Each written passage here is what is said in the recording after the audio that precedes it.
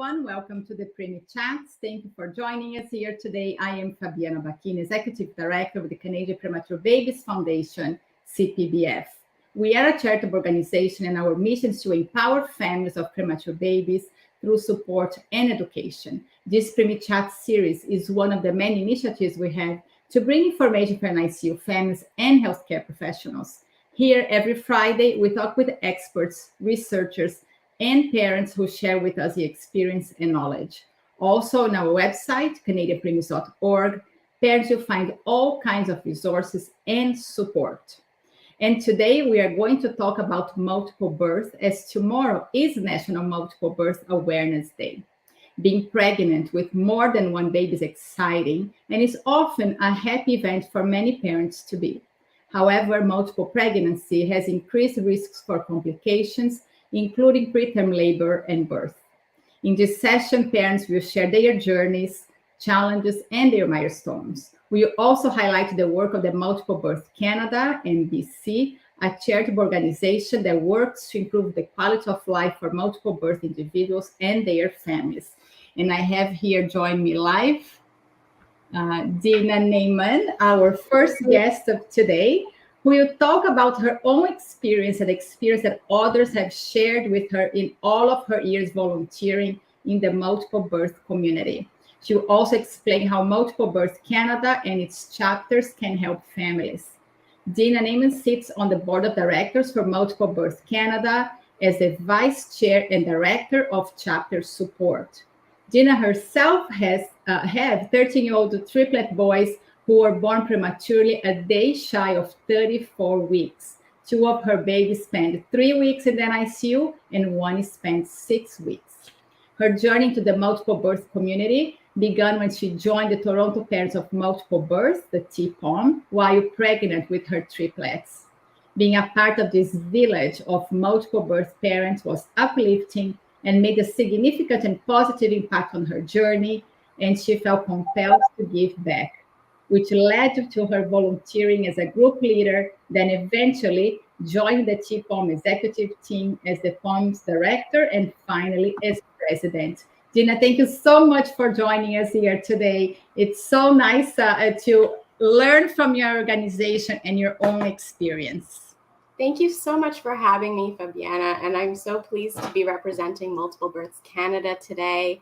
I mean, we have so many connections between our organization and the Canadian Premature Babies Foundation, and it's just a perfect match for us to talk today. Absolutely. So I know you have a presentation to share with us, and to all of you watching us live, please do send your comments, your questions, your stories, and we'll be addressing them at the end of Dina's presentation. Thank you.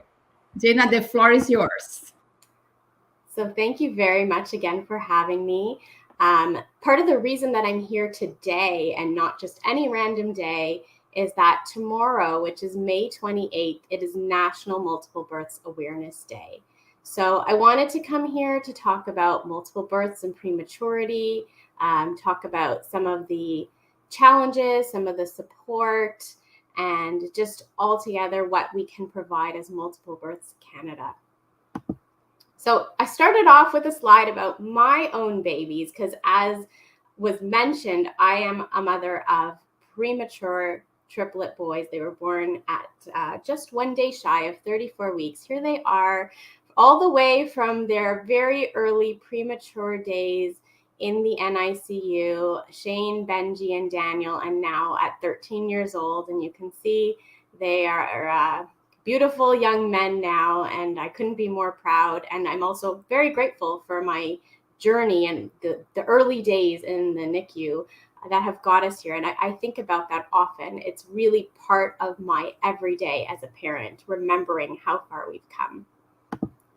So here's my little agenda for what I would like to talk about. I want to tell you a little bit about Multiple Births Canada. I want to tell you what National Multiple Births Awareness Day is.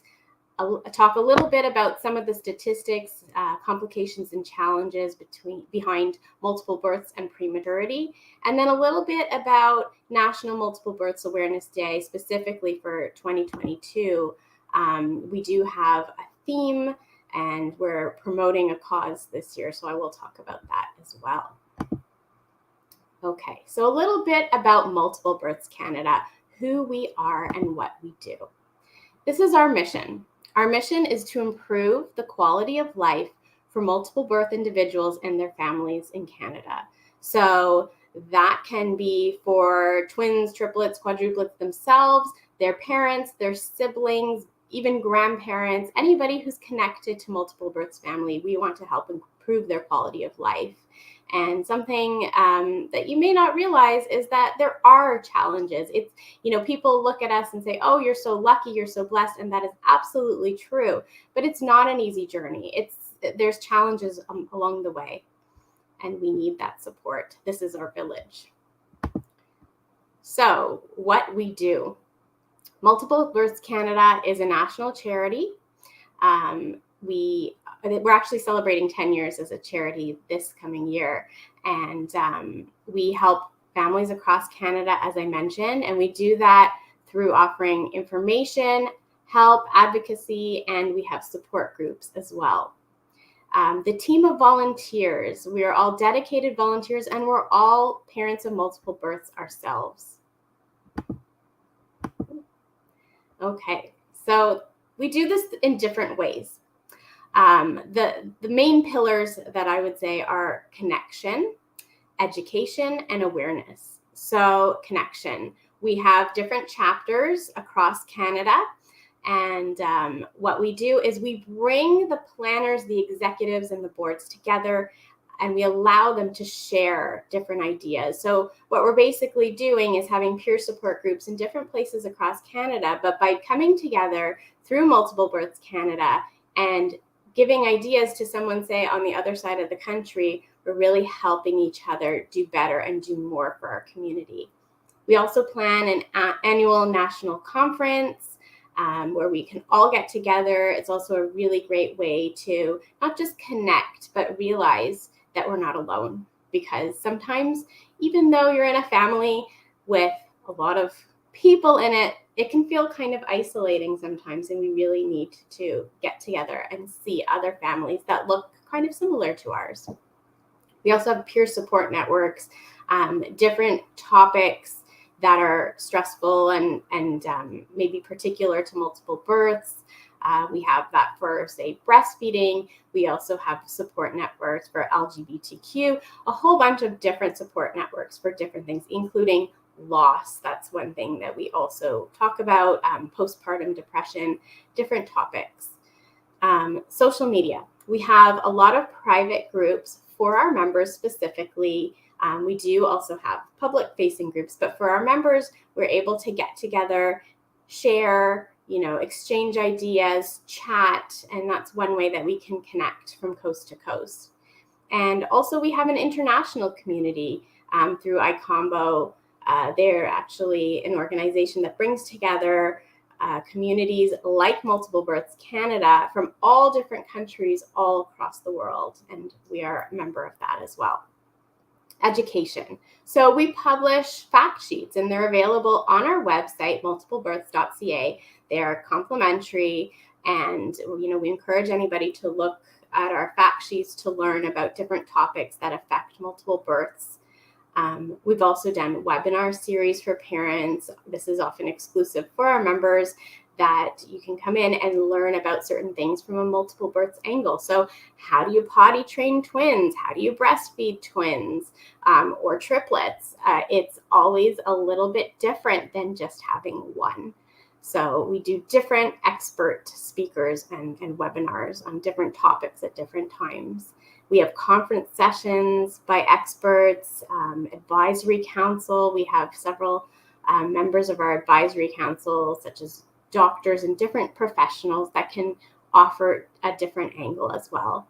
We have a chapter kit, which helps a new chapter or an existing chapter build and grow. So we're trying to put all the tools together to make these peer support networks run as smoothly as possible. Awareness. So that's kind of why we're here today. National Multiple Births Awareness Day on May 28th. We want people to know about multiple births and how our journey is a little bit different than, say, the journey of someone who has babies one at a time. And people are not often aware of the challenges, and we need to get the word out there. We do special projects, we have media releases, and we do advocacy on multiple birth issues. For example, EI sometimes is not even and fair for parents of multiple births. We've done projects on loss. We've done an ultrasound project that's gone to different hospitals, and we also have social media engagement. So this is a little bit of about Multiple Births Canada. We have 1,500 member families. We lost the one there. We formed in 1971. We have 11 advisory council members, 8 board members, and 83 fact sheets, 11 peer support networks, 12 chapters across Canada, and we are the first and only organization supporting multiple births in Canada. So what is National Multiple Births Awareness Day? Here's a lovely picture of a bunch of people getting together on that day. We had to dig in a few years back to find some pictures of us all getting together, because we haven't been able to do that for the last couple of years, and we're very glad to be able to do that again. Let me tell you a little bit about National Multiple Births Awareness Day. So it's celebrated annually on May 28th, and there's a reason that we celebrate it on May 28th. This is actually the birth date of the very famous Dion quintuplets that were born in Ontario in 1934. And sadly, they were sort of treated as kind of a zoo exhibit. The parents were in a very difficult situation, they had other kids as well, and then they had these 5 surprise identical girl quintuplets. The world was enamored with them, but they needed to feed them and clothe them, and it's expensive, and they were offered kind of to, have them be out on display for people to see. And, it caused a lot of mental health issues for the Dion quintuplets themselves. There are now 2 surviving, I believe. And, for the parents, for the siblings, it was a very difficult thing. And we need to be aware that twins, triplets, quadruplets, quintuplets, they are not to be just gawked at. We are all human beings. Each one is an individual with individual needs. And so on May 28th, we celebrate National Multiple Births Awareness Day. So tomorrow, happy birthday to the Dion quintuplets. So what do? We raise awareness. It's an opportunity to highlight issues that relate to the multiple births community. So ever since 2005, Multiple Births Canada has chosen a different theme. And we have a whole bunch of themes that we've done in the past on specific issues. Sometimes we highlight a specific complication of pregnancy, or for example, last year we did diversity and inclusion. There can be a whole bunch of different topics that we do. We talk about connecting people from coast to coast, and I will share with you the 2022 theme very shortly. And we like to, as a board, focus our projects on whatever theme is chosen for the year. Here's a few pictures of how we have celebrated National Multiple Births Awareness Day over the years. You can see sometimes different groups have gotten together and had a picnic. There have been ads in the newspaper, in grocery store flyers, getting together at the NICU. On the top left corner, you'll see there's a doctor there and a representative, and they got together in the NICU, and that was a really great way to sort of bring things back to remembering how many of us begin our journeys. There's a picture of a cake there, and that's something that we did during COVID when we couldn't get together, is we had like a virtual celebration, and our chair cut the cake and celebrated Multiple Births Awareness Day. And I have a little image in the bottom right corner of social media, because as we know, social media, like you're probably watching right now on social media, is a great way to connect with people. And we often do social media campaigns, and that's something we're doing this year as well. Multiple births and prematurity. I'm going to tell you a bit about the connection here, some of the statistics, some of the preemie specific complications and challenges. So to start us off, there's more than 1,000 sets of multiples that are born in Canada each year. So that comes out to about 1 in every 30 births in Canada. And I have that little image there so you get an idea, out of 30 births, just 1 is twins or triplets or quads. So prematurity. 7.8% of all births in Canada are preterm. Now, 6.3% of those are single births, but 58.5% of multiple births are preterm. So let that sink in for a moment.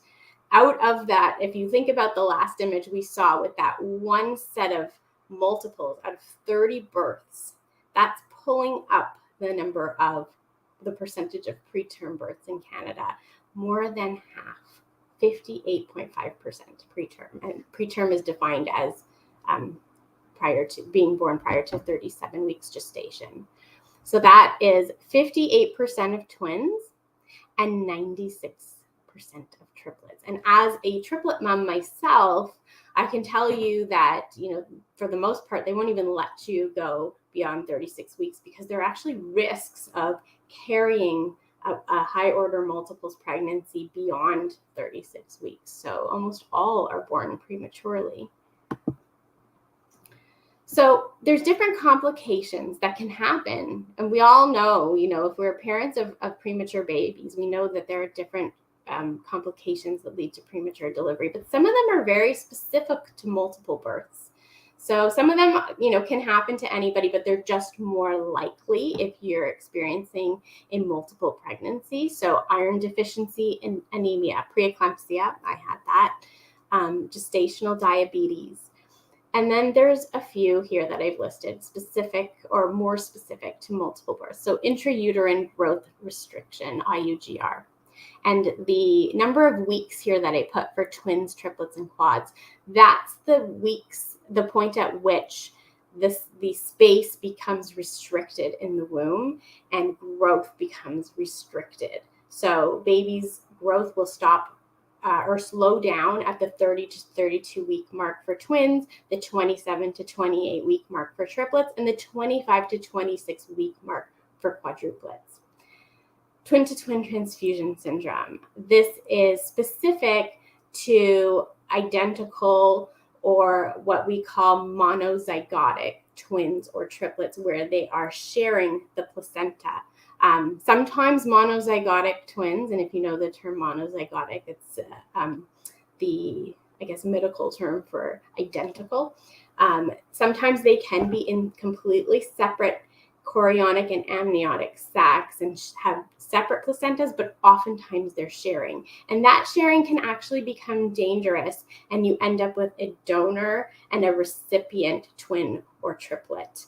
And the donor would end up becoming anemic, kind of not getting enough nutrients, and the recipient is almost poisoning him or herself by having too much of those nutrients and is not able to regulate their own system well enough to get rid of the toxins and all that that's coming in. So it can actually lead to death. It can lead to premature delivery. Two of my babies did have twin-to-twin transfusion syndrome, although looking back at when I gave birth in 2008, I'm actually not entirely sure if what they had was twin-to-twin transfusion syndrome or twin anemia polycythemia sequence, which is the second picture shown there. So that's TAPS.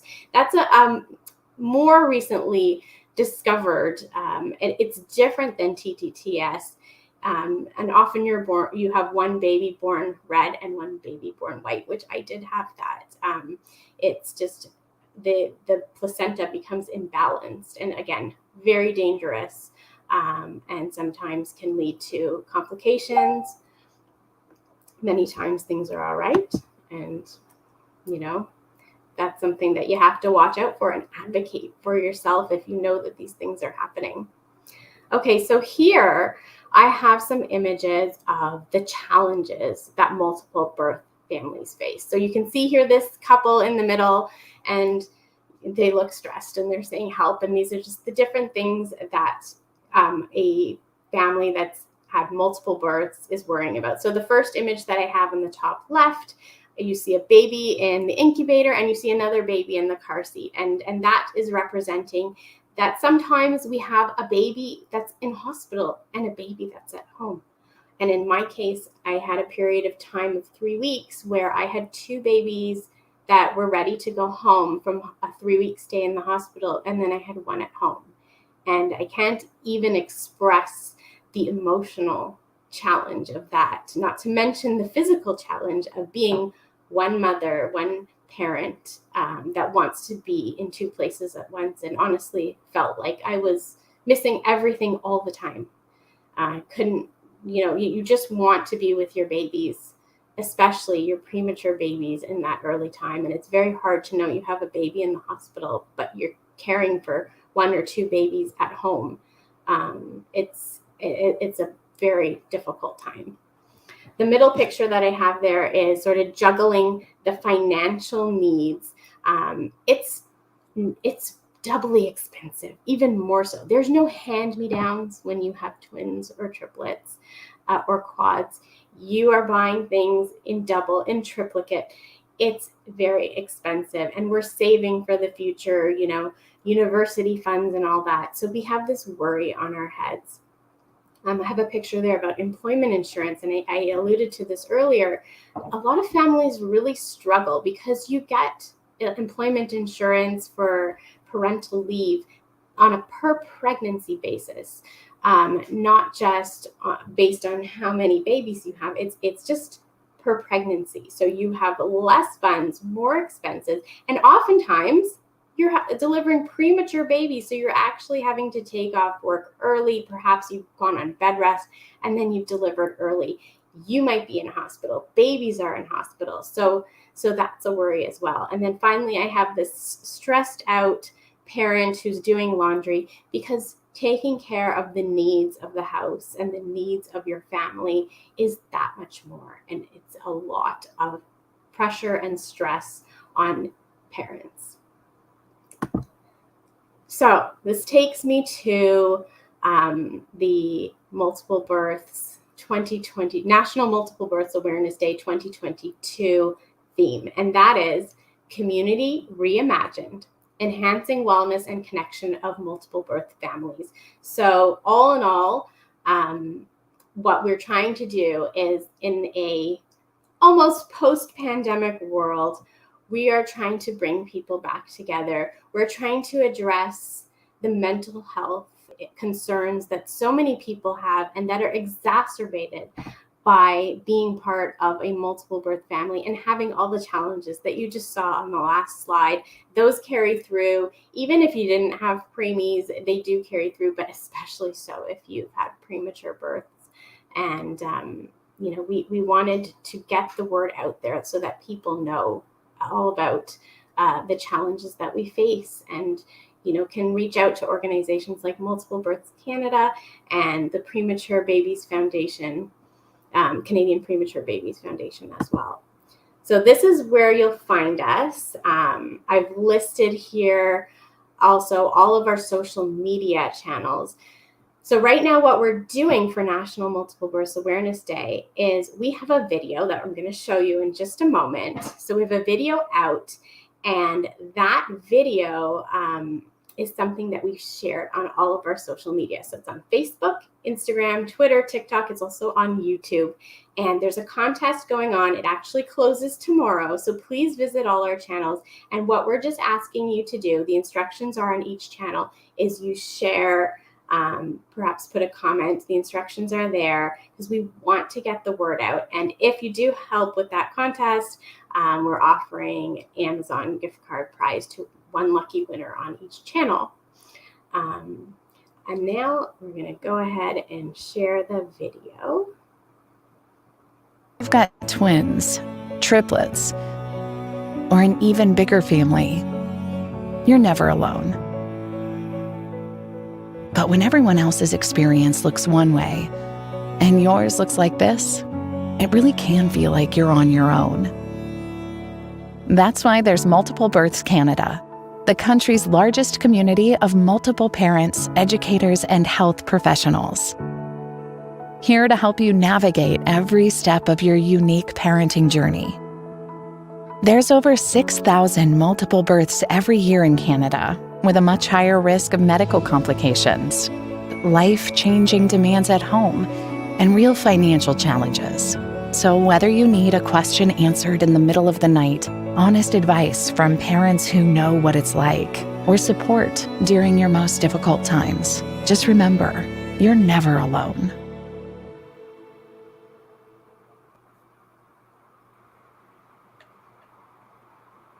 Dina, thank you so much. It's such a beautiful video, and I'm sure parents do feel the support. I have a question for you, because your numbers are pretty staggering, the number of preterm births from a multiple pregnancy.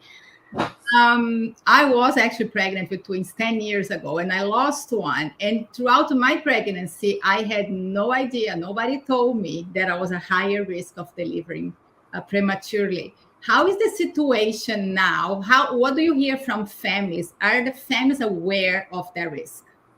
That is a great question. I mean, I think we do get a bit of a mixed bag, because now everything, when you find out something in your life, the first thing you're going to do is you're going to run to your computer or your phone, and you're going to Google it, and you're going to find out everything you can about it. And it depends where you end up going.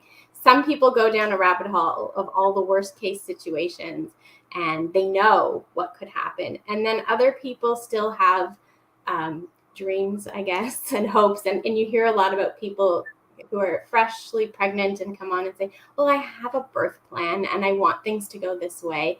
And, nobody wants to really gently let you down to know that maybe you're not in charge anymore. Maybe, things happen. So do people know that prematurity happens? A lot do, but there's still quite a few that, that comes as a surprise. And you do hear, there are a lot of people that do carry twins, particularly to 38 weeks. And, it does happen. But as you can see, the majority don't.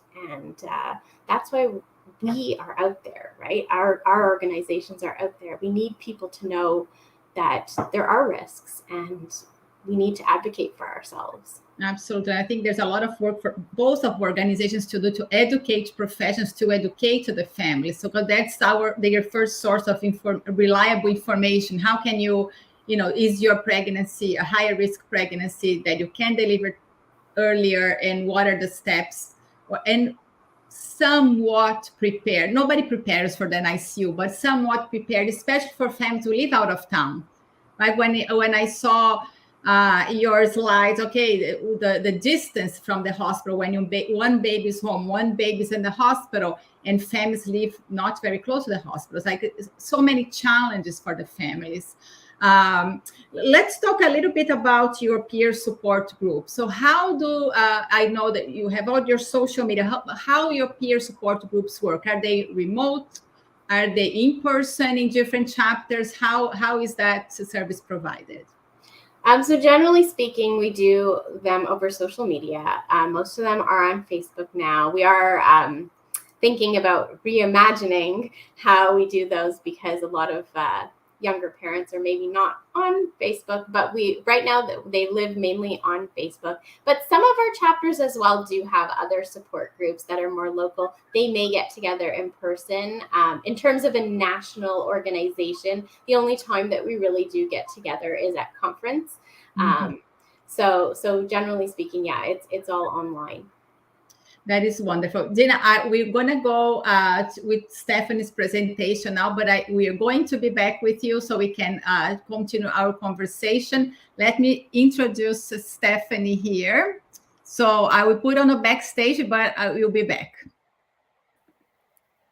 Stephanie, hello. Let's go to your story. Let me introduce you to our audience. Stephanie is a mother of 3 from Calgary, Alberta. She had twin born at 24 weeks in April 2020 at the Royal Alexandra Hospital in Edmonton. Her son spent 110 days in hospital and her daughter 157 days, while her and her husband raised their 2-year-old son at home during the beginning of the pandemic. Today, she's here to share the joys and challenges her family has experienced during their NICU stay and in life after the NICU. Stephanie's multiple birth presentation is about her and her husband's experience with parenting twins. It's their journey from the time they first found out they were having twins to their experience during the ICU, what life looks like after the NICU, and where they are now 2 years later. Stephanie, thank you so much for joining us here today. I'm sure you could relate to a lot of information that Dina shared with us today, but we are very grateful that you're joining here. Yes. Well, thanks for having me. It's a pleasure to be here, and I'm just so fortunate to be able to share our family story with everybody.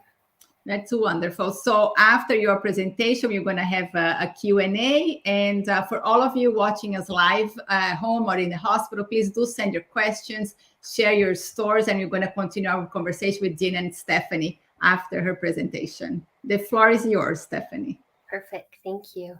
So yeah, thanks again for having me. It's really exciting to be able to talk about what it's been like so far for us, our family raising twins. And today I just wanted to share our journey about what it looked like when our twins were born at 24 weeks. So I just wanted to, again, start from the beginning and talk about what it was like for us when we actually found out that we were having twins. At that time, we were a family of 3, myself, my husband, and our son, Caleb, who was 2 at the time. And on December 31st, 2019 was an exciting day for us. My husband and I went for our first ultrasound, thinking that we'd get to see, the first look at our baby. And I remember going into the room with the ultrasound tech, and they don't quite show any images yet. They do little screening questions, and we were just anxiously awaiting to see what was going to happen. And she started asking questions about how we conceived, if it was a natural pregnancy or if we had any treatments. And I didn't really think much about it at the time until she told us that we were having twins, and we had no idea. My grandfather on my mom's side is a fraternal twin, so we always knew there could be a chance, because they say that the twins skip a generation. So, but you never really think it's actually going to happen to you. So I remember when they showed us a picture of the twins, my husband and I kind of looked at each other, and I just started laughing because we were just in shock. And then all these things start, going through your head, like, oh my goodness, we're going to have to buy 2 of everything. And, is our vehicle big enough now for our family? We're going to have 3 kids. Which we weren't necessarily expecting. But as we sat through the ultrasound and things kind of sank in, it was just like a really, really exciting feeling for us. So leading up to the twins' birth, so as everyone remembers, March 2020 was the beginning of the pandemic of COVID-19. And we had our 2-year-old son who was in daycare at the time, but about mid-March, they shut down all the daycares. So we then lost childcare for Caleb. And my husband and I were very fortunate in that we were able to work from home and kind of juggle taking care of Caleb while trying to work at the same time as being 5 months pregnant with twins. So it was a little challenging. So as you can see there, my son was setting up his little cars on my computer while I was trying to work from home. And at this time, we were actually in Edmonton. We decided to move up to Edmonton for a short period of time while most of our family was in Calgary. And then the other picture is just us trying to spend some time together before anticipating or having the twins arrive. So we did at this point, we were thinking ahead of the twins were actually due in August of 2020. And I was aware that, twins can arrive early. And I knew that I wasn't even sure if I was going to make it to 37 weeks, but, in my mind, I was like, maybe they'll come in July. I was not expecting them to arrive in April, almost 4 months early. That was definitely a shock. And I did not know too much about micro preemies, but we're about to find out. So the twins were born April 25th, 2020. And this was a surprise to us because I did have a normal pregnancy up to then. Our first ultrasound when we found the twins, everything looked good. My husband and I had our anatomical ultrasound around 20 weeks, and we did find out we were having a boy and a girl, just so we could prepare a little bit for the adventure ahead. And I had previously, with our first son, Caleb, I had no issues. I was full term. So in my mind, I really was not anticipating anything different. So on the night of Friday, April 24th, I did have a little bit of spotting, but again, I didn't think much of it because I knew it was not totally uncommon to have spotting throughout pregnancy. And I thought to myself, okay, in the morning, if there's still concern, I'll just go and get checked out. So Saturday, April 25th, I woke up and I had a little bit more bleeding. So I told my husband that I should probably just go to the hospital, which was pretty close by, and just get checked out. And then he would stay home with our son, Caleb, during that time, because we didn't think anything was going to come of it. So I went into the hospital and we did our normal screening, and it turned out that I might possibly have a urinary tract infection, and they're actually about to get me ready to discharge me home because everything looked okay. I was in a little bit of discomfort, but it could have been from the urinary tract infection. I was also, quite large at that time already. So they weren't sure, but the doctor, just to be safe, thought that they would check my cervix. And it turns out that I was 2 centimeters dilated, and that kind of raised a red flag for them. So they decided to transfer me to another hospital by ambulance, to the Royal Alexandra Hospital, where they had a level 3 NICU, just in case there's any reason that the twins needed to come early. So at this point, my husband was at home with our son. Our family was like 3 hours away. So we're like, okay, maybe we should probably start planning to try and have my husband come to the hospital, meet me at the Royal Alex so he could be with me. Then when I got to the Royal Alex, they did start like a magnesium drip and gave me 1 dose of steroids before I got to the Royal Alex. And then when I arrived there, they started me on IV antibiotics. And by this time, I was bleeding a little bit more, and they thought I was actually leaking amniotic fluid. But it wasn't totally known what was going to happen. They did have a neonatologist come and talk to me, but I was still a little in disbelief that anything was going to happen. I could go on bed rest, or, I would get a little bit further in my pregnancy, as I was just 24 weeks. So the shift changed and a new doctor came on, and she had said, because the risk of infection, and I could have had they weren't sure if I had a placental abruption or what was happening. They thought it was just best to deliver the babies, and they were both breech. So I was going to have an emergency C-section. And I asked if they could wait for my husband to be there. However, it took a little bit of time for our family to come, so they weren't able to wait. So they took me in to deliver the babies, and there was amazing staff there, and I'm forever grateful for the nurse who held my hand through it all. And so 12 hours after I initially presented to the Grey Nuns, got transferred to the Royal Alex, and 12 hours later, I was delivering my babies by emergency C-section. At 9:30 at night, little Miss Sadie Bear came out. She was 770 grams. She weighed 1 pound and 11 ounces. And 3 minutes later, Leo came out. He was 830 grams, or 1 pound and 14 ounces. And it was a completely different experience from our firstborn, because first and foremost, my husband was not there with me through it.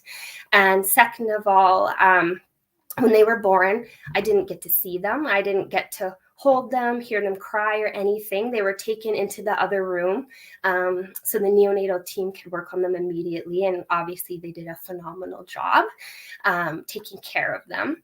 But the nurse was able to take my phone and take pictures. And these are the first pictures that I ever saw of Leo and Sadie. And then luckily my husband, right after I delivered them, he was able to come see me in recovery. And the twins were just getting ready to go to the NICU, so he was able to go up to the NICU with them when he got there. So then we had a long journey in the NICU. It was a very challenging experience with many, many ups and downs, and with multiples. It was very challenging because at times, one twin would be doing really good, but then we'd be struggling with other twin, or a complication came up. There was points in time when we just about lost both of them due to infection or other complications that were going on. So it was a very hard time. And in addition to that, it was right in the beginning of the COVID pandemic. There were many restrictions in the hospital. So NICU life at that time was a lot different than it had looked before. My husband and I were very, very fortunate in that we had twins, and there was they were each allowed to have one support or parent be present. So my husband and I could both be there in the hospital with them. But that was hard because we saw a lot of other families or moms who would come up to us in the hallway and say, how come you guys are both allowed to be here when we're only allowed to have one parent? So it was really hard to see that. And we would tell them that we had twins and that we were very fortunate. So we were very lucky in that sense. Another hard challenge for me as a mom and thinking about multiple births is that I was worried that the twins wouldn't have that twin bond or that multiple birth bond and being together. Like, they were only with me for about 6 months. They were barely moving before I ended up delivering them. So I was really worried that they weren't going to have that connection. And they were right beside each other. We went into pod A, bed 1 and 2, but there just seemed like there was so much distance between them. There was a lot of noise, and it was a busy place. So I was really concerned about what their connection was going to be like going forward.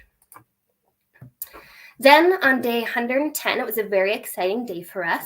Leo got to be discharged home one day before their due date. So they're originally due August 14th, which is actually our son Caleb's birthday. So here's a couple pictures of us just getting ready to be discharged home. And then this picture was the first time Caleb, who was 2, got to meet Leo. And then the next day was Caleb's 3rd birthday. So we got to celebrate it. But however exciting it was, there was a huge hole in our heart because Sadie was now in the hospital in the NICU all by herself and still fighting, as she had a few more complications than Leo.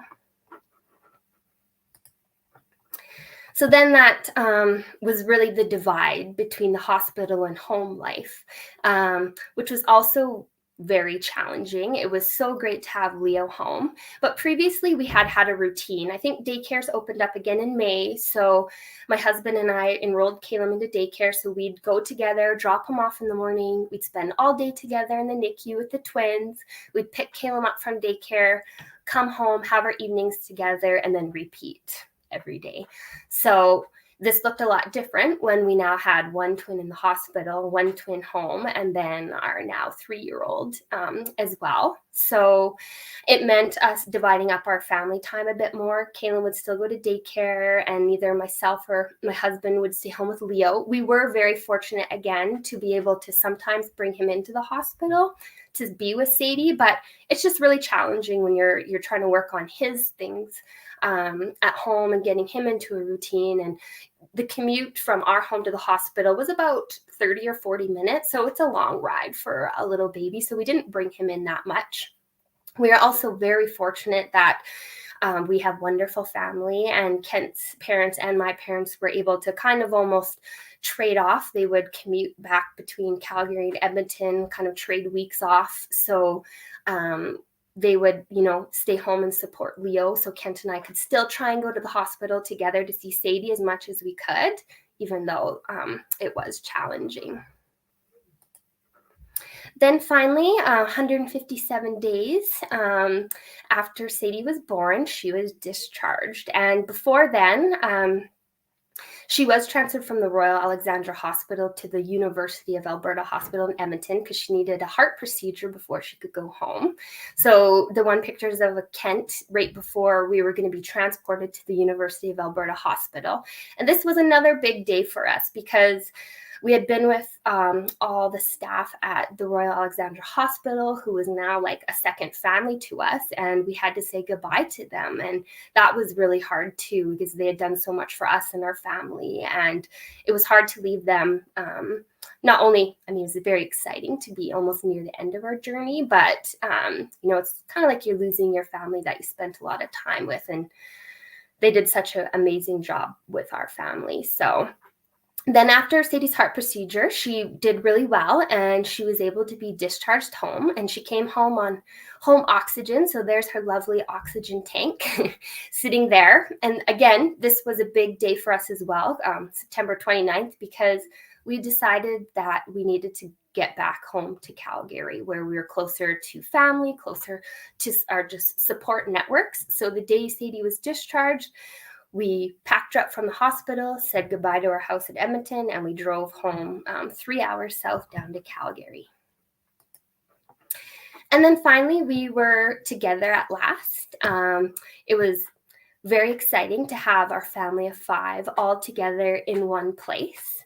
Although it was still very busy because Sadie had home oxygen, and because they were born so prematurely, we still had connection to a number of clinics and the neonatal home care program. So we were very fortunate to have those supports leaving, but made for a very busy time. But that was us together. And then this was our first Christmas together home as a family. And we did also, again, have some challenges at home, because thinking back to that twin bond, like Leo and Sadie spent time together, but there was a point where we actually had Sadie still in our room with us just so we could monitor her a little bit closely with her oxygen. And Leo still had his own room, but we did work up to now they are able to share a room. And so we did get to that point. And now, life now. So the twins just turned 2 at the end of April here. So it's very busy and it's very chaotic, but it's also amazing to see these little ones grow. Our daughter Sadie also, she had a few complications in the hospital, and when she came home, we found out that she had severe to profound bilateral hearing loss, so she is deaf, and that's likely due to her prematurity. We did have our boys screened, but they were all okay. So in July, last July, she actually went for her operation to get bilateral cochlear implants. And so she's been hearing sound now for about 9 months. So I guess now life with the twins, we do have one that does have potentially lifelong disability to deal with.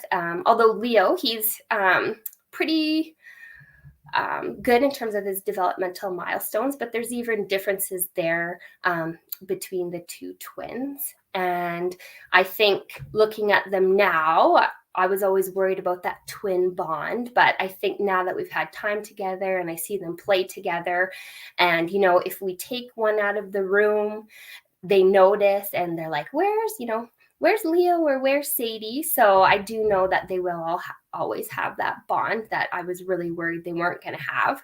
And I think we are very fortunate in that having these twins, they have each other. So even though we know Sadie has some catching up to do just with her language and her hearing, I know that she has Leo to watch every day, and I see her playing together, her watching him, and they have Caleb as well to watch. So I think for us, that's a really special thing to have each other. So that's kind of our story. So thank you again for having me and letting me share that with you guys. Hi, Stephanie. Thank you so much for sharing your story. Wow, what a long haul you had.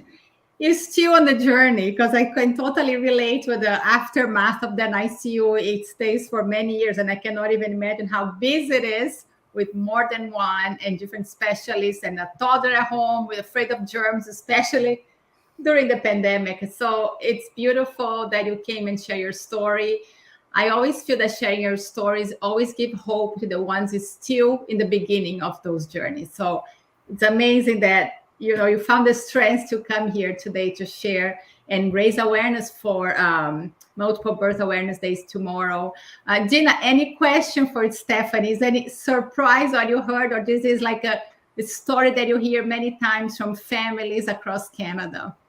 I mean, everybody's story is unique. And Stephanie, thank you so much for sharing yours. It was touching. I could relate to certain things. And then there's a lot of things where, you know, every story is just humbling and it reminds you to be grateful of all the little triumphs along the way.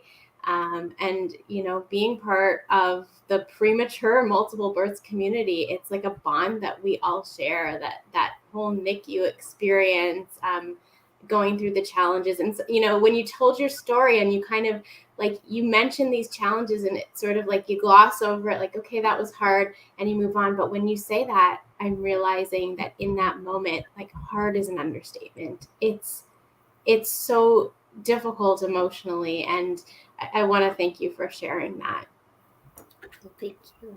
Yes, you have a lot of hearts and comments from our live audience. And we have here Kendra, also from Calgary. She's a mom of triplets. And I do follow her on Facebook. And when Dina mentioned the amount of laundry, I remember seeing Kendra's post. There is a no-ending laundry. It never ends. It's incredible.